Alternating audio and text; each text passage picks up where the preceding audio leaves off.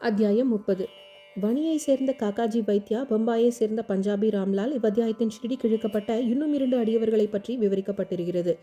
கருணையின் இருப்பிடமாம் ஷிரடி சாய்ராம் தம் அடியவர்களிடம் பாசமும் அளவில்லா நேசமும் காட்டி அவருடைய வெறும் தரிசனத்திலாயே இச்சம்சார வாழ்க்கையின் அவர்களுக்குள்ள பயத்தை போக்குகிறார். அவர்களின் பெருங்கேடுகளை அழிக்கிறார். அவர் முதலில் அருவமாயிருந்தாராயின் தம் அடியவர்களின் பக்தியின் பொருட்டு ஓர் உருவத்தை எடுக்க வேண்டியவர் ஆனார்.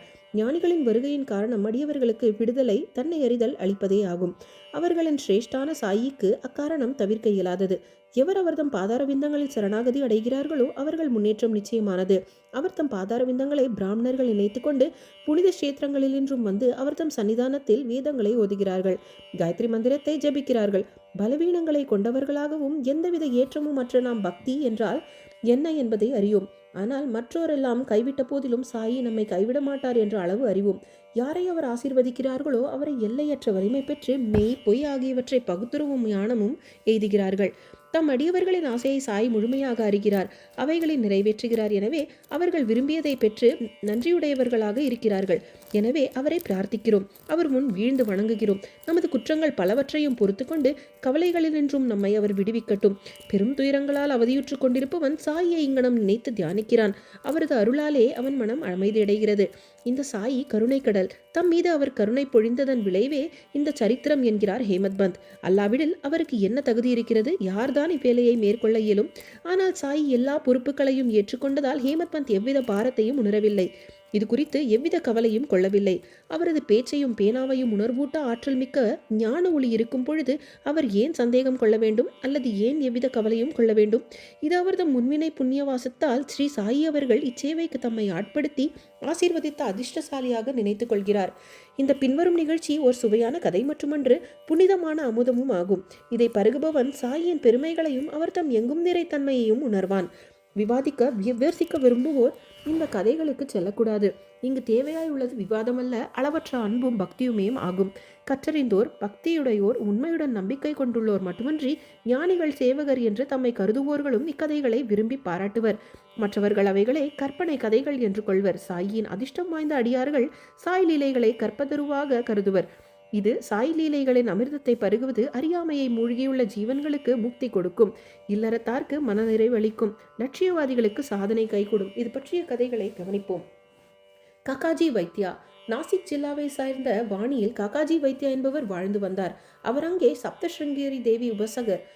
சாதகமற்ற சூழ்நிலையிலும் துயரங்களிலும் அவர் பெருமளவு மன அமைதியை இழந்து சலனமுற்று இருந்தார். இத்தகைய சூழ்நிலையில் ஒரு நாள் மாலை தேவியின் கோவிலுக்கு சென்று தம்மை கவலைகளிலிருந்து மீட்குமாறும் மிகவும் பக்தி பூர்வமாக மனமுருகி பிரார்த்தனை செய்தார். தேவி அவரது பக்தியால் மிகவும் மகிழ்ந்து அதே நாள் இரவு கனவில் தோன்றி அவரிடம் கூறினாள், பாபாவிடம் நீ செல்வாயாக, பிறகு உன் மனம் அமைதியடையும். இந்த பாபா யார் என்று அவளிடமிருந்து அறிவதில் காக்காஜி ஆர்வமுற்றார். ஆனால் அவர் எவ்வித விளக்கமும் பெரும் முன்னரே தூக்கம் கலைந்து எழுந்து விட்டார். தேவி தன்னை காணுமாறு பணிந்த இந்த பாபா யாராக இருக்கக்கூடும் என்று எண்ணத் தொடங்கினார். சிறிது எண்ணத்திற்கு பின் இந்த பாபா திரியம்பகேஸ்வரராக இருக்க வேண்டும் என்று முடிவு கட்டினார். எனவே அவர் திரியம்பகத்திற்கு சென்றார். அங்கு 10 நாட்கள் தங்கினார். அவ்வமயம் தினந்தோறும் அதிகாலை குளித்து ஸ்ரீருத்ரம் ஓதி அபிஷேகம் மற்ற பிற சமய சம்பிரதாயங்களையும் செய்தார். இவைகளெல்லாம் செய்தும் கூட முன்பை போலவே அவர் சலனமுற்றவராகவே இருந்தார். பின்னர் அவர் தமது இருப்பிடத்திற்கு சென்று மீண்டும் இறங்க நிலையில் வேண்டினார். அன்றிரவு தேவி மீண்டும் அவர் கனவில் தோன்றி, நீ ஏன் திரியம்பகேஸ்வரருக்கு சென்றாய்? நான் பாபா என்று கூறியது ஷிரடியை சேர்ந்த ஸ்ரீ சமர்த்த சாயியை என்றாள். எப்பொழுது ஷிரடிக்கு போவது, எப்படி பாபாவை பார்ப்பது என்பதே காக்காஜியின் இப்போதே கேள்வியாக இருந்தது. ஒரு ஞானியை தரிசிக்க ஒருவன் உண்மையான ஆர்வமுள்ளவனாக இருப்பின் ஞானி மாத்திரமில்ல, கடவுளும் அவனது வேண்டுகோளை நிறைவேற்றுகிறார். உண்மையில் சந்தும் ஆனந்தும் ஒருவரே. எள்ளளவும் அவர்களிடையே வேறுபாடு இல்லை. ஒரு ஞானியை பார்க்க அவனாகவே செல்கிறானோ என்று ஒருவன் நினைத்தால் அது வெறும் டம்பமே ஆகும். ஞானியின் அருளின்றி எவரே அவரை அணுகி தரிசிக்க இயலும்? மரத்தின் நிலை கூட அவன் ஆணையின்றி அசைவதில்லை. ஞானியிடம் செல்ல பக்தன் எவ்வளவு அதிகம் கவலையுள்ளவனாக இருக்கிறானோ, எவ்வளவு அதிகம் பக்தியும் நம்பிக்கையுடனும் இருக்கிறானோ, அவ்வளவு விரைவில் அவன் மனநிறைவு அடையும் வண்ணம் அவனது எண்ணம் நிறைவேற்றப்படும். யாராவது விருந்துக்கு அழைக்கும் ஒருவன் அவரை வரவேற்பதற்கு சகல ஏற்பாடுகளையும் செய்கிறான். காக்காஜி சம்பந்தப்பட்ட விஷயமும் அங்கனமே இருந்தது. ஷாமாவின் வேண்டுதல்கள். ஷிரடி தமது விஜயத்தை பற்றி காக்காஜி நினைத்து கொண்டிருக்கையில் அவரை அழைத்துச் செல்ல ஒருவர் அவர் இருப்பிடத்திற்கே வந்தார். அவர் வேறு யாருமில்லை, பாபாவின் மிக்க நெருங்கியமுள்ள பழக்கமுள்ள அடியவரான ஷாமாவே ஆவார். இத்தருணத்தில் அவர் வணிக்கு எங்கனம் வந்தார் என்பதை தற்போது கவனிக்கலாம். ஷாமா தனது இளம் வயதில் தீவிரமாக நோய்வாய்ப்பட்டார். அவரது தாயார் அவர்களின் குலதெய்வமான வணியில் உள்ள சப்த ஸ்ருங்கரி தேவியிடம் தன் மகன் குணமடைந்தால் அழைத்து வந்து அவள் பாதத்தில் சமர்ப்பிப்பதாக வேண்டிக் கொண்டாள். தாயாரோ சில ஆண்டுகளுக்கு பிறகு தனது ஸ்தனத்தில் ஒருவித தோல்வியாதியால் அவதியுற்றாள். அத்தருணத்தில் தனது தெய்வமான தேவியிடம் மீண்டும் ஒரு வேண்டுதலை செய்தாள். இந்த 2 வேண்டுதல்களும் நிறைவேற்றப்படாமலே இருந்தன. அவளது மரணப்படுக்கையில் தன் மகன் ஷாமாவை தன் அருகே அழைத்து வேண்டுதல்களை குறித்து அவரது கவனத்தை ஈர்த்து அவற்றை நிறைவேற்றுவதாக சத்தியம் வாங்கிய பின்பு உயிரை நீத்தாள். சில நாட்களுக்கு பின்னர் ஷாமா இவ்வேண்டுதல்களை குறித்து மறந்துவிட்டார். இவ்வாறாக 30 ஆண்டுகள் கடந்தன.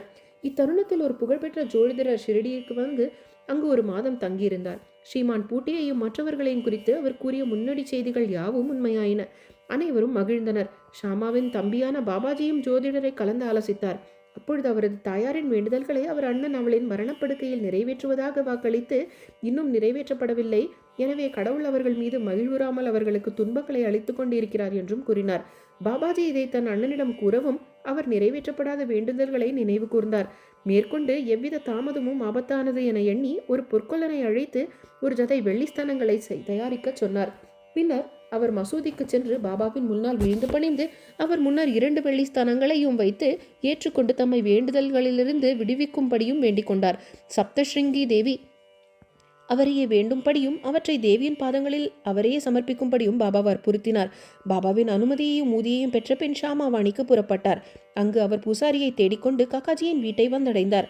காக்காஜி அப்பொழுதுதான் பாபாவை பார்க்க மிக்க கவலை உள்ளவராக இருந்தார். அத்தருணத்தில் ஷாமாவாங்கு வந்தடைந்தார். எத்தகைய வியத்தகு ஒற்றுமை இது! காக்காஜி அவரது யார் என்று எப்பொழுது அவர் வந்தார் என்று விசாரித்தார். அவர் ஷிரடியிலிருந்து வந்திருக்கிறார் என்று அறிந்தவுடன் உடனே அவரை கட்டி அணைத்து கொண்டார்.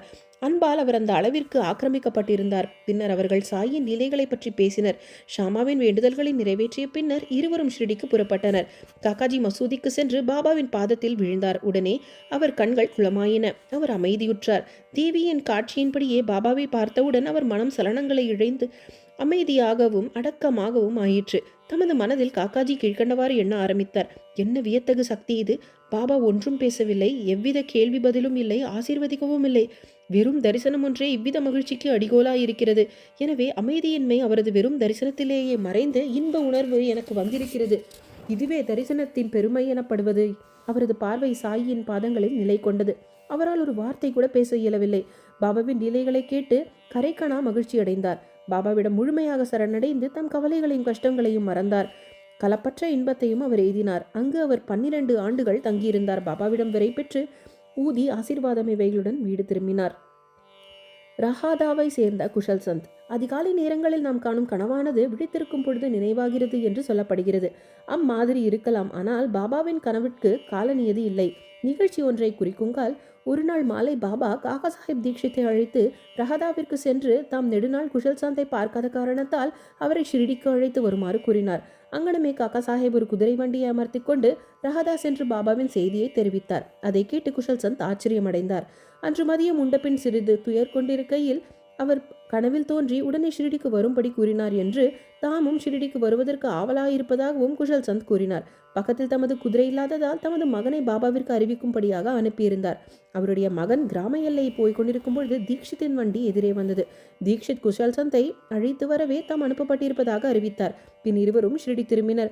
குஷல் சந்த் பாபாவை கண்டார். அனைவரும் மகிழ்ச்சியுற்றனர். பாபாவின் இந்த லீலையை கண்டு குஷல் சந்த் மிகவும் உணர்ச்சி வசப்பட்டார்.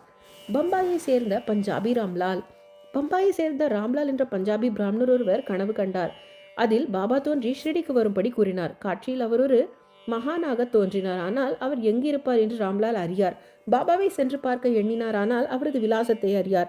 என்ன செய்வதென்றும் அவருக்கு தெரியவில்லை. ஒரு பேட்டிக்காக ஒருவரை அழைப்பவன் தேவையான ஏற்பாடுகள் அனைத்தையும் செய்கிறான். இந்த விஷயத்தில் அதுவே நடந்தது. அதே நாள் மாலை வீதிகளில் மெதுவாக நடந்து கொண்டிருக்கும் பொழுது பாபாவின் ஒரு படத்தை ஒரு கடையின் அவர் கண்டார். அவர் கனவில் கண்ட மகானின் உருவாம்சங்கள் இப்படத்துடன் மிக பொருத்தமாக ஒன்றின.